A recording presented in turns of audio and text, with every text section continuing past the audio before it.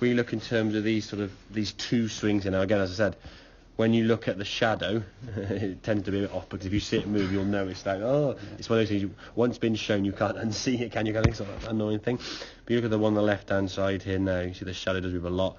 The ball nose almost gets the edge of your, look how much knee flex. I mean, that knee, there's a lot of pressure on that left knee, they're moving that way.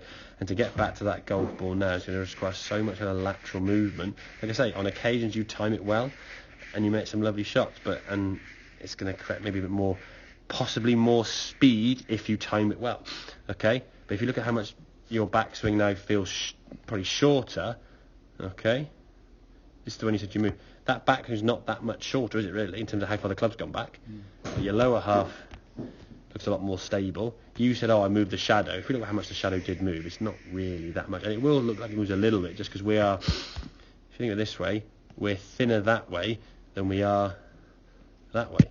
Okay, so when you turn your body, your shadow will perceive to be different, but we can see just based on those two movements there, top of your backswing there, so put your head just inside that right foot, where this one here now is kind of over your right foot. There's a lot of movement there with that left foot there. Okay, so the lower half is going to stay quiet, and that you're able to get back to the golf ball, good strike, and twisting through. Now you can see on the way through, not probably consciously, but your lower half's working less, because you maybe think, oh, my lower half's not going to work so much, I'm not swaying so much, whereas that one was a fuller swing, hence why the ball was going further.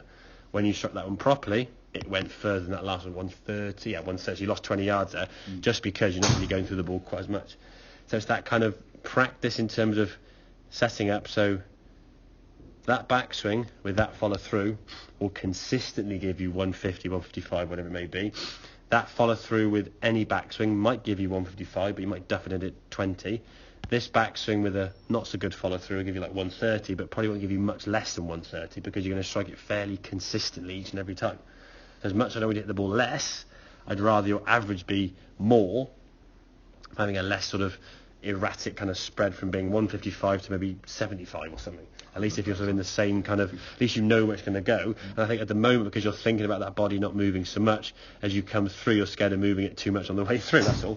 The second people sort of start the goals, and there's no distinguishing between the backswing and the through swing. They're still in the mindset, I'm not swaying the body, so you don't sway so much on the way back, which is great. And on the way through, we don't really turn through as much as we should do or could do, because we're trying not to move, okay?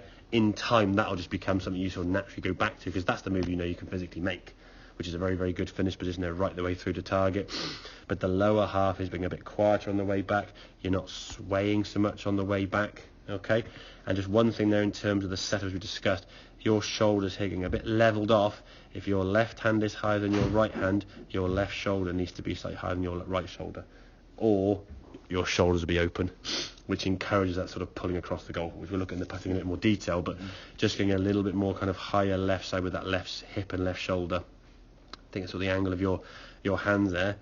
That's kind of what your shoulder and hip should be there, yeah? So if I stand here for the level, okay, and then do this, that's what my shoulder should look like. Or I do this, yeah? Now my shoulders are going to the left, as you can see. So I'm aiming towards you there, my shoulder's square. Either do that, still square to you, or that, aiming to the left there. All right, so getting those shoulders square will change your path sort of dynamic. And I think as well, we're looking at in the putting in a second now, but that'll be more of a help with the putting as well, to get your putter swinging back a bit more kind of on a gentle arc that we want to try and create this way, okay, not that way. Because if your shoulders are to the left, you want to try and manipulate that putter, which is a very, very difficult thing to do consistently. Over 20 foot, your expectations are get it close, you can do it okay. So 3 or 4 footers where you're looking to hold it, you can't do it. If I'm going to try and roll a ball across this table, straight across the table, I just want to flick it that way. I wouldn't want to go from here and try and do it on a funny angle or whatever, okay? Just wouldn't sort of perceive to be a method I'd use. Okay, does that make sense then with that longer club then? So a little bit less swaying of the golf ball, okay? It's making a turn, and if you make the turn better, you will get the club on a flatter plane. We saw the down the line view was all this way, your swing plane was actually looking very, very good. I think the way sometimes you are trying to create it is by sort of just sort of swaying backwards and almost trying to flatten the swing up by moving your body off the ball, rather than just sort of rotating effectively and the club working around you correctly on the way back. So, okie dokie, good stuff.